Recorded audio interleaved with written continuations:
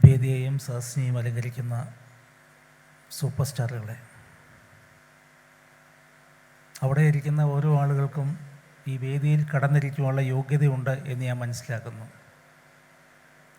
South Indian award ഏറ്റുവാങ്ങുവാനായി കേരളത്തിൻ്റെ വിവിധ ഭാഗങ്ങളിൽ നിന്നും എത്തിയ നിങ്ങൾക്കെല്ലാവർക്കും ആദ്യം ഞാനൊരു നല്ല സ്നേഹത്തോടെ കെട്ടിപ്പിടിച്ചുകൊണ്ട് ഒരാശംസ പറയുന്നു. ഞങ്ങളുടെ ഈ യൗവനം കൊട്ടിക്കയറുന്ന കാലത്ത് ഞങ്ങൾ വലിയ അസൂയയോടും ഇഷ്ടത്തോടുമൊക്കെ കണ്ടിരുന്ന ഒരു ചെറുപ്പക്കാരനുണ്ട്. അന്ന് ഈ റേഡിയോയും ദൂരദർശനും പത്രങ്ങളും മാത്രമുള്ള ഒരു കാലത്ത് ഈ തിരുവനന്തപുരം ദൂരദർശനിൽ നിന്നും ഒരു വിജ്ഞാന പരിപാടി ഉണ്ടാവുകയും ആ പരിപാടി കേരളമൊട്ടാകെ വലിയ തരംഗമുണ്ടാക്കുകയും ചെയ്ത ഒരു കാലമാണ്. ചതുരംഗം എന്നായിരുന്നു ആ പരിപാടിയുടെ പേര്. ഊർജ്ജസ്വലനായ ഒരു ചെറുപ്പക്കാരൻ അങ്ങനെ വിജ്ഞാനം വിളമ്പിക്കൊണ്ട് ഓടി നടക്കുന്നു. അന്ന് ഞങ്ങളൊക്കെ ധരിച്ചത് ഇയാൾ ഓടി ഓടി ഒരു വലിയ ജേതാവിൻ്റെ പട്ടത്തിലേക്ക് എത്തും എന്നാണ്. കാലം കഴിഞ്ഞപ്പോൾ ആ ചെറുപ്പക്കാരനെ ഞാൻ പിന്നീട് അദ്ദേഹം എൻ്റെ സുഹൃത്താകുന്നു, ഞാൻ അദ്ദേഹത്തെ കാണുന്നു. പക്ഷേ മുമ്പുള്ളതിനേക്കാൾ അസൂയ എനിക്കപ്പോൾ അയാളോട് തോന്നി. കാരണം അദ്ദേഹം ഒരു ജേതാവിൻ്റെ സ്ഥാനത്തല്ല, ഒരു ദാതാവിൻ്റെ സ്ഥാനത്താണ് ഞാൻ കണ്ടത്. ജേതാവാകാൻ ആർക്കും പറ്റും, അതിന് കഴിവുണ്ടായാൽ മതി, കഠിനാധ്വാനം ഉണ്ടായാൽ മതി. പക്ഷേ ഒരു ദാതാവാകണമെങ്കിൽ ഇത് മാത്രം പോരാ, വിശാലമായ ഒരു മനസ്സൂടെ വേണം. എൻ്റെ പ്രിയപ്പെട്ട സുഹൃത്ത് ശ്രീ RS പ്രദീപ്, ഒരു വലിയ കയ്യടി നിങ്ങളെല്ലാവരും ആ മനുഷ്യന് കൊടുക്കണം. അയാളുടെ ഒറ്റയ്ക്കുള്ള ഒരു അധ്വാനം, ഒരു കഷ്ടപ്പാട്. ചില സുഹൃത്തുക്കൾക്ക് കൂടെ ഉണ്ടെങ്കിലും അദ്ദേഹം അടൂർ ഭാസി അവാർഡും സൗത്ത് ഇന്ത്യൻ അവാർഡും ഉൾപ്പെടെ എല്ലാവർക്കും സമൂഹത്തിലെ ഉയർന്നു വരേണ്ട ആളുകളെ കൈപിടിച്ചുകൊണ്ട് അവർക്കൊക്കെ പുരസ്കാരങ്ങൾ കൊടുക്കുവാനുള്ള ഒരു മനസ്സ്, ഒരു ദാതാവിൻ്റെ മനസ്സ്, അത് പലർക്കും ഉണ്ടാകണമെന്ന് നിർബന്ധമില്ല.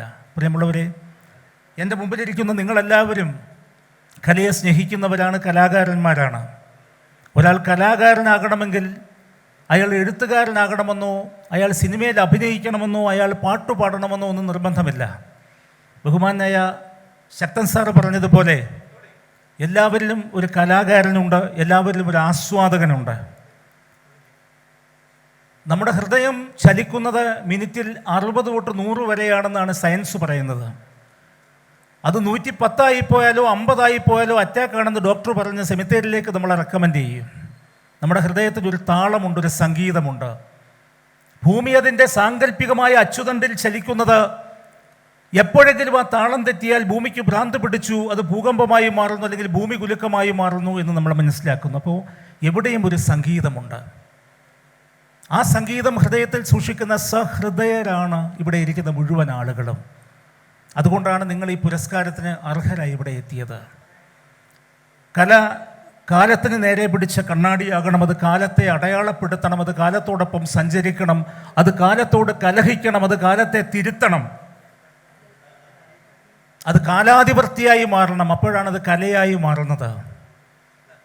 കല കാലങ്ങളായി തിരുത്തി മുന്നോട്ട് പൊയ്ക്കൊണ്ടിരിക്കുന്നൊരു സാഹചര്യമാണ്. അല്ലാതെ കല കാലത്തിനപ്പുറം നിന്നുകൊണ്ട് കാലത്തെ അടയാളപ്പെടുത്താൻ കഴിയാതെ പോകുമ്പോൾ അത് കലയല്ലാതായി മാറുന്നു. ഞാനൊരു ചെറിയ കാര്യം പറഞ്ഞുകൊണ്ട് നിർത്താം. ആദിമ കവി വാൽമീകി പോലും കാലത്തോട് കലഹിക്കുന്ന രാമായണം നമ്മൾ കണ്ടു. 24,000 ശ്ലോകങ്ങളാൽ സമൃദ്ധമായ രാമായണം എന്ന് രാത്രിയെ മായിക്കണമെന്ന് പറഞ്ഞ മഹാകാവ്യം ഉത്തരരാമായണത്തിൽ അദ്ദേഹം പറഞ്ഞു വയ്ക്കുന്നു. വാൽമീകിയും ലവനും കുശലനും കൂടി രാമൻ്റെ സദസ്സിലേക്ക് കടന്നു ചെന്ന് ഈ രാമായണം നാടകം കളിക്കുന്നു.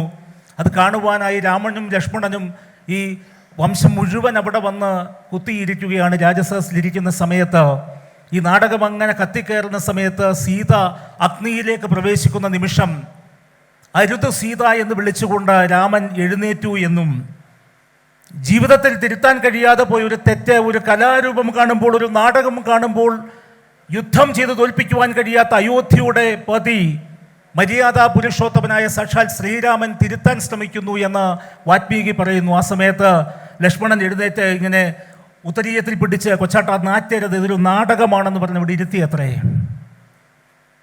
ആദിമ കാവ്യത്തിൽ പോലും തെറ്റ് തിരുത്തുവാൻ കലയുടെ ശക്തിയെപ്പറ്റി ഘോഷിക്കുന്നു. ഇവിടെ ഇരിക്കുന്ന നിങ്ങളെല്ലാവരും ഓരോരുത്തരുടെയും മനസ്സിൽ ഒരു അഗ്നിയുണ്ട്, ഒരു സ്പാർക്കുണ്ട്. അതില്ലെങ്കിൽ എഴുത്തുകാരനാകരുത്, നടനാകരുത്, പാട്ടുകാരനാകരുത്. അത് കാലത്തിന് നേരെ എടുത്തുയർത്തി കാണിക്കുവാനും കാലാതീതമായി മാറ്റുവാനുമുള്ള കുതിരശക്തിയുള്ളവരാണ് നിങ്ങൾ. ആ ശക്തിക്കാണ് ഈ സായാഹ്നം സാക്ഷ്യം വഹിക്കുന്നത്. എൻ്റെ പ്രിയപ്പെട്ട സഹോദരൻ ശ്രീ RS പ്രദീപ് നിങ്ങൾക്ക് ഈ ഉപഹാരം നൽകുന്നത്. ഈ വേദി വിട്ട് ഇത്രയും പുണ്യകരമായ ഒരു വേദി, എത്രയോ ഓഡിറ്റോറിയങ്ങൾ ഉണ്ടായിട്ടും വൈലോപ്പള്ളി സംസ്കൃതി ഭവൻ്റെ ഈ ധന്യമായ വേദിയിൽ നിങ്ങളെ വിളിച്ചു വരുത്തി നിങ്ങൾക്ക് പുരസ്കാരം തരുമ്പോൾ നാളെ ഈ വേദിയിലേക്ക് വന്ന് ഇവിടെ ഇരുന്ന് ദാതാവാകുവാനുള്ളൊരു മനസ്സ് നിങ്ങൾക്കുണ്ടാവണം. പ്രിയമുള്ളവരെ, ഞാൻ ദീർഘിപ്പിക്കുന്നില്ല. തിരുത്തൽ ശക്തികളായി കല ഇവിടെ ഉണ്ടാവണം, കാലം ഇവിടെ ഉണ്ടാവണം, കാലത്തിന് സാക്ഷികളായി കാലാധിപത്യങ്ങളായി നമ്മൾ ഇവിടെ ഉണ്ടാകണം. പ്രാർത്ഥനകളോടെ ഈ വേദിയിലേക്ക് എന്നെ ക്ഷണിച്ച എൻ്റെ പ്രിയപ്പെട്ട സഹോദരൻ ശ്രീ RS പ്രദീപിനും എന്നെ കണ്ടും കേട്ടും നിൽക്കുന്ന എല്ലാവരുടെയും മുന്നിൽ മനസ്സും ശിരസ്സും നമിച്ചുകൊണ്ട് ഈ വർഷത്തെ സൗത്ത് ഇന്ത്യൻ അവാർഡിന് എല്ലാവിധ ഭാവുകങ്ങളും നിറഞ്ഞുകൊണ്ട് നിർത്തുന്നു. നന്ദി, നമസ്കാരം.